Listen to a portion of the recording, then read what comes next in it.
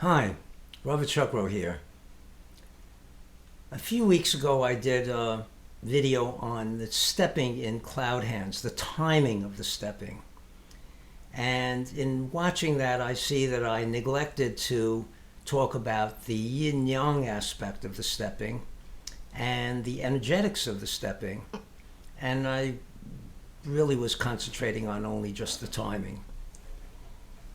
So in this video, what I'm going to do is talk about the yin-yang, which is very important, and the internals of what goes on when you do the stepping. There are two moves in the Taiji form where you step to the side. And one of them is preparation and the other is cloud hands. Preparation is a lot simpler because there's no major movement of the hands and the timing thereof. So we'll talk about the preparation move first and then apply what I say to the cloud hands next. Yin-yang. One of the aspects of it is that it should be balanced. Yin and yang should be balanced. So for example, if we look at the macro point of view, the large scale point of view, if one side of the body is yin, the opposite side should be yang, and the changeover from one to the other has to be uniform. So I can't just jump into yin and then jump into yang. It has to be a uniform exchange. If we look at it on a micro level, at every moment, each individual part of the body has balance of yin and yang. And so those two criteria have to be met. So let's talk about preparation move from that point of view. When I sink into my right leg, that's yin.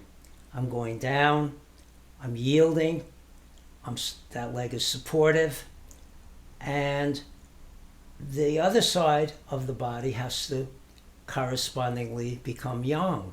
So I don't just go down, nothing happens to my left leg, and now suddenly it becomes yang and I step and reach over with my foot, reach over with my foot. By the way, when you reach with your foot, what it means is you're using contraction on the outside of the leg, pulling it. If you're pulling it, the opposite a reaction to that is pulling you to the side. So it makes it very hard to balance. So it should be that when you go down into the right leg, you're lowering, becoming yin. As you're doing that, the other side has to become yang. So the right side is becoming yin, the left side is becoming yang, and then it steps out. Now there's one more aspect to it, and that is the yin-yang of the right leg. As I shift into the right leg and go down, I'm regulating it. I'm not just falling into that leg. So what's regulating it?